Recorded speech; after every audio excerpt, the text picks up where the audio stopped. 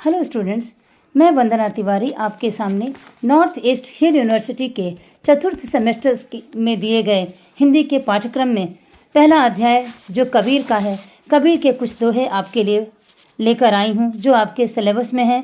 तो पहले मैं उसका वाचन करूँगी, बाद में मैं उसकी व्याख्या प्रस्तुत करूँगी। तो वाचन इस प्रकार है कि साई ते सब होत है, बंदे ते कछु नाहि, राई ते पर्वत करे, पर्वत राई माही। कबीर दास जी का कहना है कि हमारे ईश्वर ही सब कुछ कर पाते हैं, हम बंदों से कुछ भी नहीं होता। तो हम बंदों से जब कुछ भी नहीं होता, वही ईश्वर सब कुछ करते हैं। तो कहते हैं आगे कबीर कि राई ते पर्वत करे, अर्थात वो ईश्वर ही राई जैसी छोटी चीज को पर्वत के समान कर सकते हैं और पर्वत के समान किसी कष्ट को, किसी समस्या को, किसी भी चीज को राई के समान छोटा बना सकते हैं।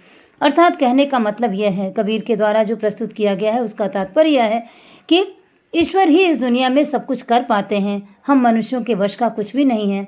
वही राई को पर्वत कर पाते हैं और पर्वत को राई कर पाते हैं, अर्थात ईश्वर ही सर्वशक्तिमान है, जिसका हमें हमेशा स्मरण करना चाहिए। इसके बाद दूसरा नंबर है, आछे दिन पाछे गए, हरिसों किया न हित, अब पछताई होत क्या जब चिड़िया चुग गई खेत। इसका तात्पर्य है, कबीर जी ने कहा है कि आछे दिन पाछे गए, हम अच्छे दिन के चक्कर में कभी ईश्वर को याद नहीं करते। अर्थात जब हमारे अच्छे दिन होते हैं तब हम उस ईश्वर को याद नहीं करते हैं, और जब दुख का समय आता है तो हम बार बार ईश्वर को याद करते हैं। कबीर का तात्पर्य यह है कि जब हमारे अच्छे दिन हो तब भी हमें ईश्वर को याद करना चाहिए, उन्हें धन्यवाद देना चाहिए। तो संकट के समय हमें हिम्मत मिलती है और संकट के समय वह ईश्वर हमारी सहायता करते हैं।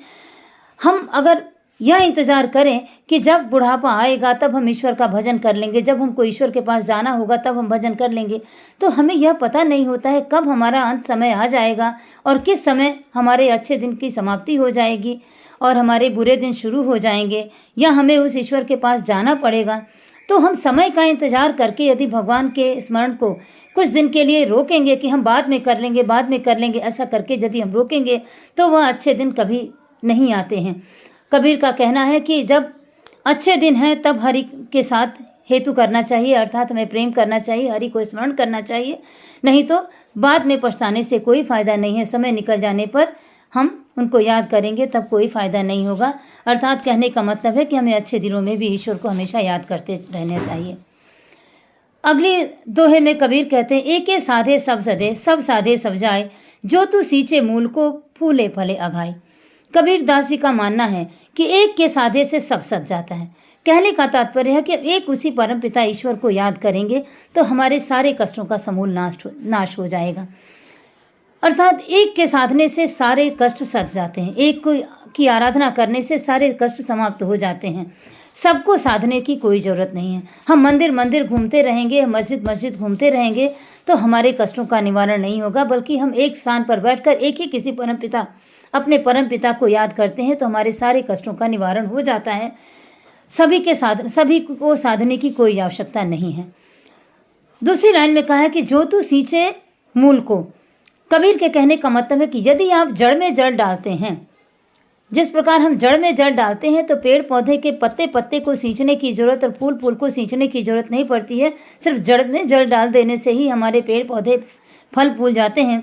उसी प्रकार हमको हर जगह जाकर इस मस्जिद उस मंदिर वहाँ जाके सिर झुकाने की आवश्यकता नहीं है, बल्कि हम एक ही ईश्वर की आराधना अपने हृदय से करेंगे तो हमारे सारे कष्टों का निवारण हो जाएगा। एक साधे सब सधे, सब साधे सब जाए। सबको साधने के चक्कर में हम सब तरह से चले जाते हैं। हमको सिर्फ एक ही परम पिता को याद करना चाहिए, एक उन्हीं की स्मृति को हमें अपने हृदय में धारण करना चाहिए। एक ईश्वर की आराधना करने से हमारा जीवन सुखमय हो सकता है, हमारे सारे संकट टल सकते हैं। अगले दोहे में कबीर दास जी कहते हैं कि कबीरा कहा गरब भी हो, ऊंचे देखी आवाज, काल परो भी लेटना, ऊपर जामे घास। कबीर दास का ये जो दोहा है, ये 14 नंबर का दोहा है जो आपके सिलेबस में है। कहते हैं कि कबीरा कहा गरब भी हो। कबीर दास जी कहते हैं कि गर्व से कभी भी अपने आप को घमंड पूर्वक नहीं रहना चाहिए, अपने आप में कभी अभिमान नहीं भरना चाहिए, क्योंकि जब हम ऊंचे ऊंचे आवास को देखकर, ऊंचे ऊंचे घरों को देखकर हमें कभी अभिमानित नहीं होना चाहिए, कभी घमंड नहीं महसूस करना चाहिए, क्योंकि ये सामाजिक या ये सांसारिक सुख सुविधाएं क्षण भर के लिए है और जिससे जिस दिन हमारी आंख बंद हो जाती है उस दिन कहते हैं कि हमें ज़मीन पर लेटना होगा और हमारे ऊपर घास जमेगी। कहने का तात्पर्य कबीरदास का यह है कि हमें किसी सांसारिक वस्तु के साथ अत्यंत मोह नहीं करना चाहिए, ना हमें उस पर गर्व करना चाहिए, क्योंकि जिस ऊंचे आवास को देखकर आज हम गर्व कर रहे हैं, जिस धन संपदा को देखकर आज हम आवास को देखकर हम घमंड कर रहे हैं, वह कल जमीन पर लेटने के समय हमारे वो काम नहीं आएगा। और जब हम जमीन पर लेटेंगे, अर्थात जब हम मृत्यु को प्राप्त करेंगे, तो हम जब जमीन पर लेटेंगे तो हमारे ऊपर घास जमेगी, और उस समय जब हमें जमीन पर लेटना पड़ेगा तब अमीर और गरीब और धन संपत्ति का कोई ऐसा भेदभाव उस ईश्वर की नज़र में नहीं होता है, तब सभी लोग एक समान हो जाते हैं। इसी तरह कबीर का मानना है कि कभी धन संपदा को लेकर हमें अभिमान नहीं करना चाहिए। नेक्स्ट दोहे में है, यह ऐसा संसार है जैसा सेमल फूल, 10 दिन के व्यवहार को झूठे रंग न भूल। कबीरदास जी कहते हैं कि यह संसार ऐसा संसार है जैसे सेमल का फूल होता है। सेमल का फूल फूलने के बाद तुरंत ही रुई में बदल जाता है, उसका रंग रूप तुरंत ही परिवर्तित हो जाता है। उसी प्रकार यह संसार भी है। यह संसार ऐसा है कि सेमल के फूल की तरह क्षणभंगुर है, और ये संसार का जो व्यवहार है, जो प्रेम, जो स्नेह, जो परिवार, जो आकर्षण, जो बेटा, जो बेटी, जो सांसारिक माया मोह हम देखते हैं, यह सब 10 दिन का व्यवहार है। और इस 10 दिन के व्यवहार में हमें कभी अपने सच्चे रंग को नहीं भूलना चाहिए, अर्थात उस ईश्वर को कभी नहीं भूलना चाहिए। हमें हमेशा उस ईश्वर को याद रखना चाहिए, क्योंकि ये सांसारिक मोह माया, सांसारिक प्रेम, सांसारिक धन दौलत 10 दिन का व्यवहार है। इसको छोड़ के हमें जाना पड़ता है, उस परम पिता ईश्वर के नज़दीक जाना पड़ता है। अगला दोहा यह है कि चलती चक्की देख कर दिया कबीरा रोए, 2 पाटन के बीच में साबुत बचा न हुए। कबीरदास जी कहते हैं कि संसार के माया मोह के चक्कर में अच्छे से अच्छा व्यक्ति, बुद्धिमान से बुद्धिमान व्यक्ति भी संसार के माया मोह के चक्कर में ऐसा फंस जाता है कि वह अपने परमपिता ईश्वर को याद नहीं कर पाता है।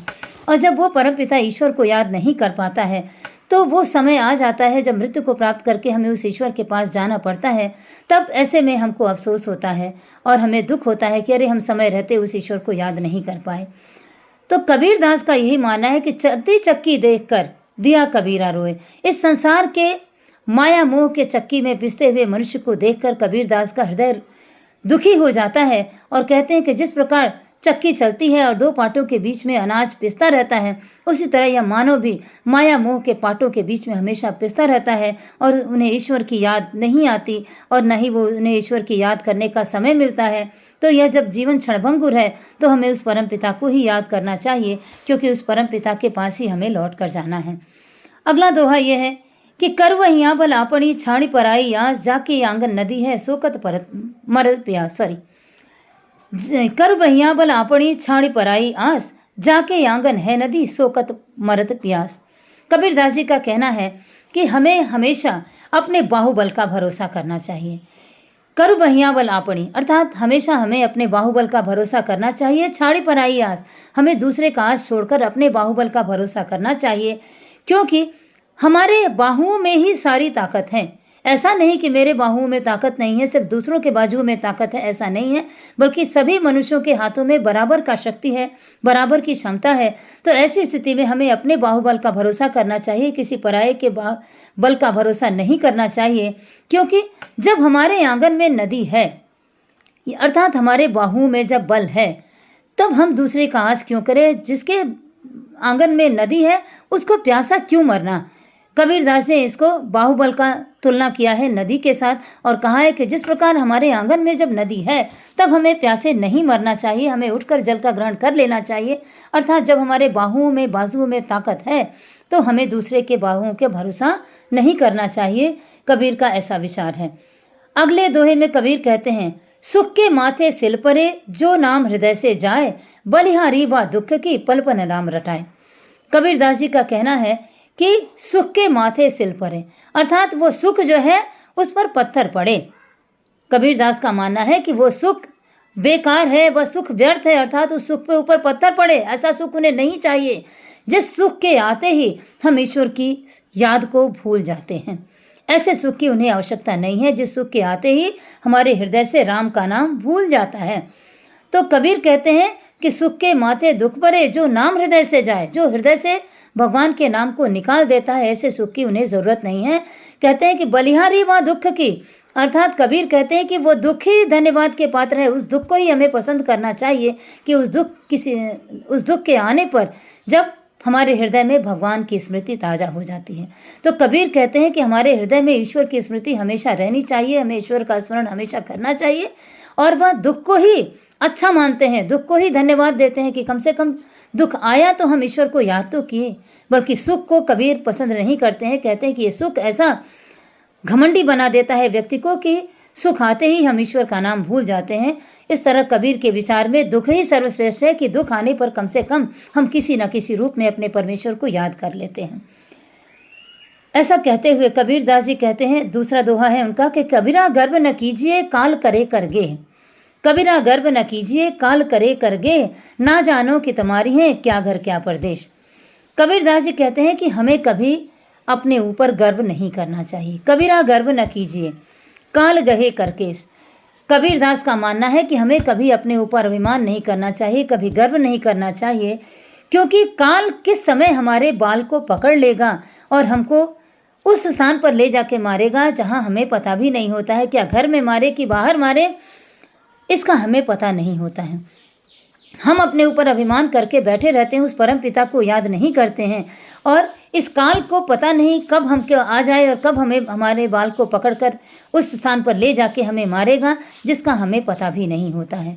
तो हमें अपने परम पिता को हमेशा याद रखना चाहिए, उनकी स्मृति में, अपनी स्मृति में उनको याद करना चाहिए और हमेशा ईश्वर का धन्यवाद करना चाहिए, ईश्वर को याद करना चाहिए। क्योंकि अगर हम गर्व करते हैं, अपने शरीर पर गर्व करते हैं, अपने धन पर गर्व करते हैं, तो वो गर्व किसी काम का नहीं है। न जाने किस समय काल आएगा, हमको बाल से पकड़ कर उठा कर ले जाएगा और कहाँ ले जाके मारेगा, घर में मारेगा कि बाहर मारेगा, इसका हमें पता नहीं चलता है। इसलिए कबीर दास जी मनुष्य मात्र को गर्व न करने का सलाह देते हैं और कहते हैं कि हमेशा उस परमपिता ईश्वर का भजन करते रहना चाहिए। इसके बाद 20वें नंबर का जो दोहा है उसमें कहते हैं कि रात गंवाई सोए करी, दिवस गंवाइयो खाए, हीरा जन्म अमोल था कौड़ी बदले जाए। कबीरदास जी कहते हैं कि रात गंवाया सोकर, अर्थात हम रात को गंवा देते हैं सोकर और दिन को गंवा देते हैं खाकर। हमारा जीवन ऐसे ही चलता है, लेकिन इस बीच में हम कभी मानव जीवन जो हमारा अनमोल है, इस अनमोल शरीर से, मानव जीवन रूपी अनमोल शरीर से हम कभी उस ईश्वर को याद नहीं करते हैं जिस परम पिता ने हमको इस संसार में भेजा है और इस संसार में हमारे जीने योग्य सारी वस्तुओं की व्यवस्था हमारे जन्म से पहले कर दी है। तो कबीर का मानना है कि रात गंवाई सोए करी, दिवस गंवायो खाए, अर्थात हमें रात खाकर और दिन सोकर नहीं गुजारना चाहिए। जो मूर्ख व्यक्ति हैं, जो अज्ञानी व्यक्ति हैं, वह तो दिन खाकर और रात सोकर बिता देते हैं, लेकिन जो समझदार व्यक्ति हैं उसी में से क्षण भर का समय निकालकर अपने परमपिता को हमेशा याद करते रहते हैं। तो हमें हमेशा अपने परमपिता को याद रखना चाहिए, क्योंकि हीरा जन्म अमोल था। हमारा ये जो जीवन है, मानव जो शरीर है, यह सबसे अनमोल है। इसके जैसा अनमोल दूसरा और कोई शरीर नहीं है। क्योंकि यदि हम पशु पक्षी के जीवन में आते हैं तो हमें इतना ज्ञान नहीं होता है कि हम उस परम पिता को याद कर सके। कोई हमारा सर्वशक्तिमान ईश्वर है जिसको हमें याद करना चाहिए। सिर्फ मानव जीवन ही ऐसा है जिसमें इसको ज्ञात होता है कि वो परम पिता ईश्वर जो हमारा पिता है, जो हमारे लिए सर्वस्व है, उसे हमें हमेशा याद रखना चाहिए। अर्थात कबीर का ये मानना है कि हमारा यह जन्म है, ये अमोल है, इसको कौड़ी के बदले बदलना नहीं चाहिए, अर्थात कौड़ी के भाव से नहीं बेचना चाहिए। कहने का मतलब है कि हमें व्यर्थ में नुकसान नहीं करना चाहिए। तो कबीर का मानना है कि रात सोकर गंवाना नहीं चाहिए, दिन खाकर नहीं गंवाना चाहिए। अर्थात कहने का मतलब है कि हमें समय निकालकर अपने ईश्वर को याद करना चाहिए, ईश्वर का भजन करना चाहिए। केवल सोने और खाने से हमारा जीवन नहीं चलता है, उस परम पिता का भजन भी करना चाहिए, ऐसा कबीर का मानना है। इस तरह कबीर के दोहे में जो आपकी पुस्तक काव्य सौरभ में दिया गया है, इसका 11, 12, 13, 14, 15, 16, 17, 18, 19, 20 इतने दोहों की व्याख्या आपके परीक्षा में आती है और मैंने इन सभी दोहों की व्याख्या आपके लिए की है। मुझे आशा है कि आपको इसका लाभ मिलेगा और अगर लाभ मिलता है तो मेरे चैनल को लाइक करें और सब्सक्राइब करें। धन्यवाद।